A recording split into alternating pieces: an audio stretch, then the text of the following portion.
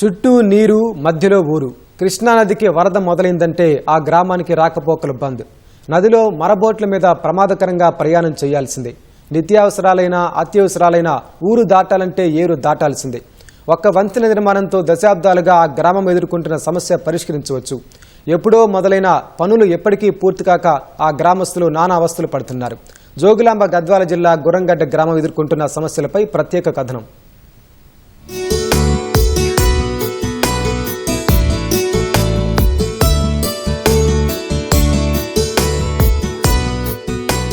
జోగులాంబ గద్వాల జిల్లాలో బిరబిరా పరుగులు పెట్టే కృష్ణమ్మ ఒక దగ్గర 2 పాయలుగా విడిపోతుంది. వాటి నడుమ ద్వీపంగా వెలిసిన గ్రామమే గుర్రంగడ్డ.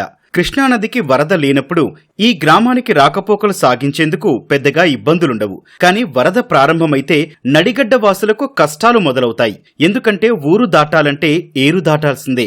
గ్రామానికి గద్వాల వైపు పెద్ద ఏరు, పెబ్బేరు వైపున చిన్న ఏరు ప్రవహిస్తుంది. ఇవి దాటాలంటే ప్రజలకు మరబోట్లే దిక్కు. నిత్యవసర వస్తువులు సహా ఏం కొనాలన్నా ఏరు దాటి పక్క గ్రామాలకు వెళ్లాల్సి ఉంటుంది. అందుకే ఒకసారి వెళ్తే నెల రోజులకు సరిపడా వస్తువులు తెచ్చుకుంటారు. అన్ని వేళల్లో బోటు అందుబాటులో ఉండదు. బోటు నడిచినప్పుడే రాకపోకలు సాగించాలి. కాస్త చీకటి పడితే చాలు ఏరు దాటి ఊరుకు చేరుకోవడం కష్టమే. వాటర్ వచ్చినప్పుడు మాకు చాలా ఇబ్బందిగా ఉంటుంది. ఎలాంటి రాకపోకలు కానీ ఇలాంటివి ఏమి ఉండవు. 10 సంవత్సరాల నుండి బ్రిడ్జి వరకు నడుస్తుంది. అది ఇంకా కంప్లీట్ కావడం లేదు. ఒక 3-4 మంత్స్ ఇదే విధంగా వాటర్ ఉంటుంది. ఆ 3-4 మంత్స్ మేము నిత్యావసర సరుకులు కానీ అవి తీసుకురావడానికి ఒకటేసారి రావాలి. ఒక 10 రోజులకు సరిపడా తీసుకురావాలి. మీకు హాస్పిటల్స్ కానీ అవి ఏవైనా సరే, పిల్లల స్కూల్స్ అవన్నీ చాలా ఇబ్బంది ఉంటుంది. ఎవ్రీ ఇయర్ ఇదే మా పరిస్థితి. కొద్దిగా ఉన్నాయి వాటరు.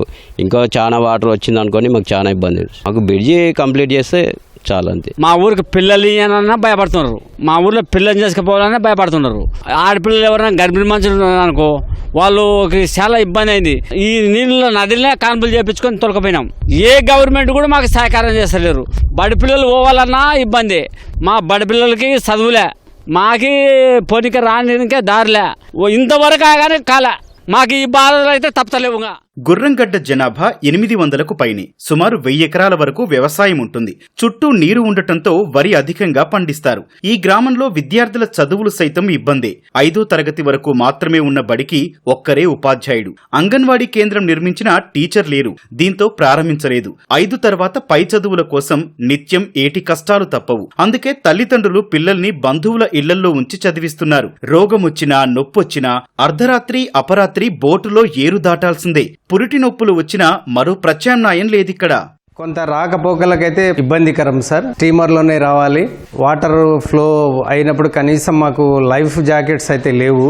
అది కొంత ఇబ్బందికరం. భయంతోనే మేము డ్యూటీకి రావాల్సి వస్తుంది. ప్రైమరీ హెల్త్ సెంటర్ లేదు, లేకుంటే ఒక అనిమల్ హస్బెండరీ ఒక డాక్టరు ఆరోగ్య రీత్యా ఎవరైనా వెళ్ళాలంటే కూడా మిడ్ నైట్ ఏదైనా చిన్న ప్రాబ్లం వస్తే కూడా పోలేరు సార్.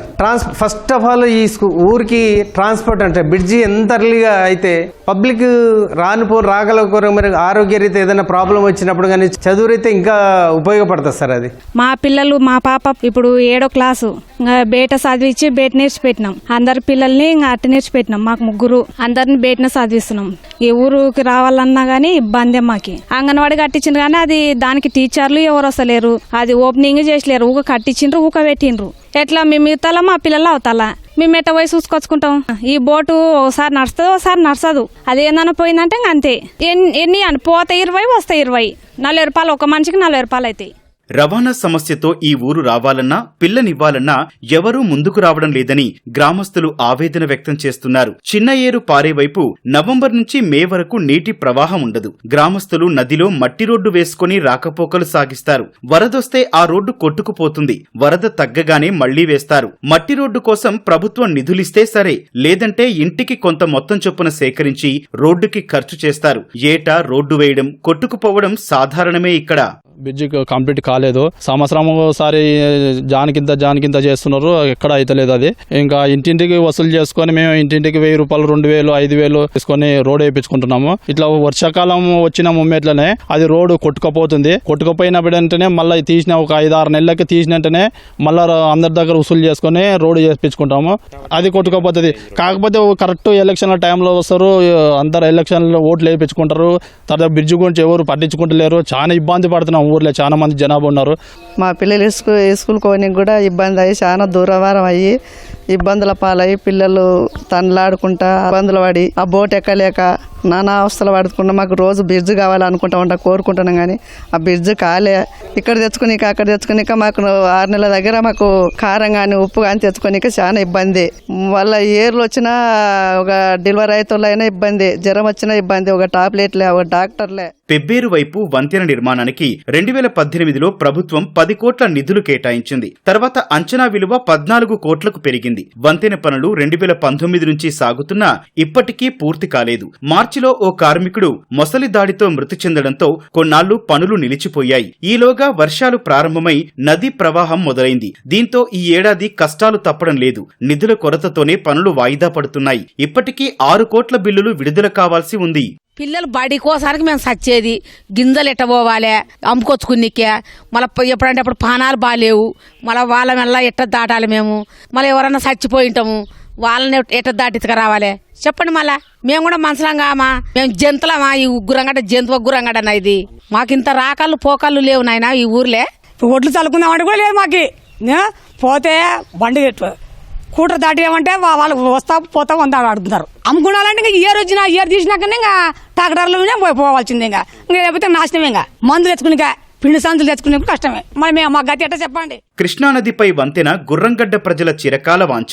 ఎన్నికలు వచ్చినప్పుడల్లా వంతెన నిర్మాణాన్ని పూర్తి చేస్తామని హామీ ఇచ్చే రాజకీయ నాయకులు ఆ తర్వాత వంతెన నిర్మాణాన్ని పట్టించుకోవడం లేదు. కనీసం వచ్చే ఏడాదిలోనైనా వంతెన పూర్తవుతుందా అంటూ గ్రామస్తులు 1000 కన్నులతో ఎదురు చూస్తున్నారు.